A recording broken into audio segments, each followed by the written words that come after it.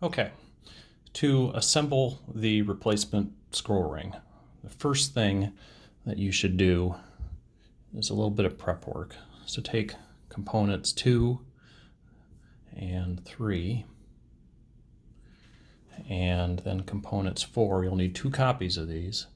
These are the spacers, and put the spacers into the track on each of these 2 pieces. This is where the bearings are going to ride, and so you're going to want to make sure that the bearings move smoothly here without any hindrance.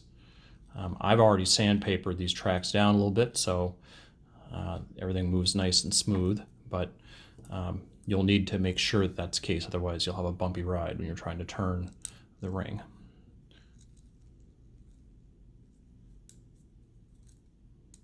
That sandpapering could take a few minutes, but it's well worth it.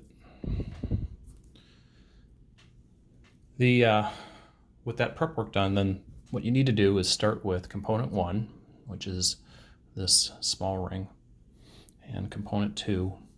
With the track facing up, you'll need to come from the bottom here and put this ring into component 2. And it takes a little bit of work to get that in there. It's a tight fit, but if you give it half a minute or so, it should fit in there, and that's should be nice and snug. And then this piece would ultimately ride in the cup. There shouldn't be any play when it fits into the cup like that, so it's a good fit. All right, so put this to one side for the moment, and then take component 3 and component 5, which is this cone-shaped piece with these windows in it, and these will need to snap together. There are notches here on both of the parts that line up, but again, it's a tight fit, so it'll take a minute or so to get these 2 pieces to fit together the way they need to.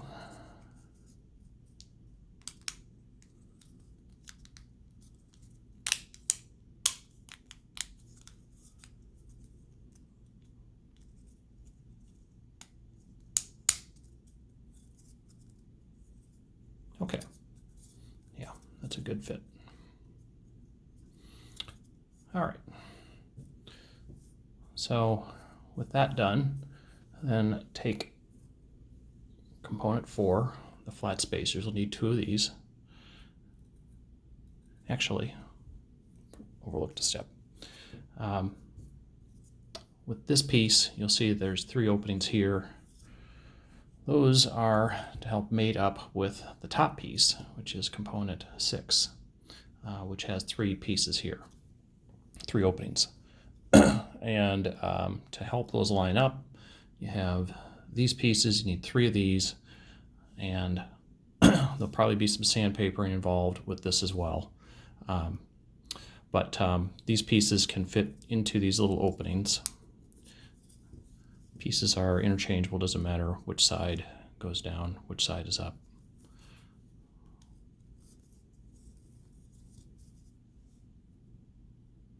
If you're going to need super glue anywhere, it's going to be here, because these pieces are very small, don't snap together particularly well due to the lack of space.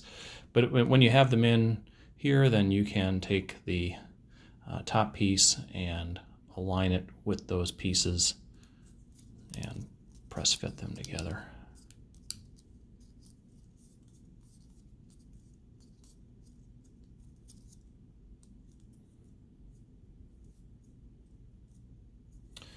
And that's essentially the top part of the wheel. So now at this point, take component 4, these spacers, and put them into the track of each of those 2 pieces. And it's time to load up on bearings. So you have these steel 4mm bearings, and you'll need about 50 of them if you want to fill this to capacity. You don't want it absolutely full. You want a little bit of an opening here, but I fill it almost all the way up to keep it from having any aspect of wobble to it. But having this many bearings does create a certain amount of chatter when you're spinning the wheel. It's not going to be silent.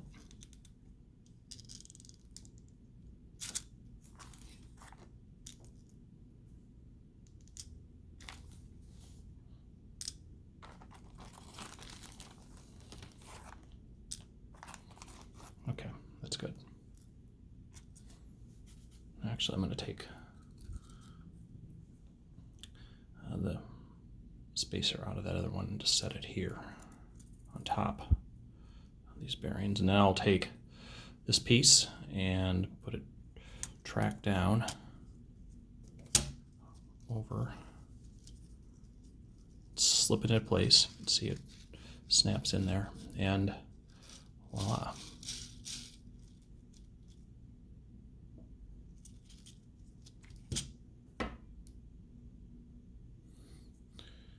So at this point, what's left is to take this cup, put it down in there, and that can be enough. But you do run the danger of this tipping over at some point, knocking it out of, or knocking the mouse over at some point and having bearings spill everywhere. So there's one last piece, which is this one, which you can put over the cup, slide it down, and it's designed to snap into place down here. It's another one that may require some super glue to truly hold it in place, but this will keep the cup from popping away out of the replacement scroll wheel. And there you have it. So that will go back into the unit, screw down in place, and put all the pieces back together, and that will be about it, with one exception. On the lid itself, everything works great. There's no obstructions except for on this lid. Here and here, there were a couple of nubs that were sticking down. And I had Dremel those down to make sure that there wouldn't be any obstruction. But other than that, you can go ahead and drop that back into the unit and close it up, and it should work just fine.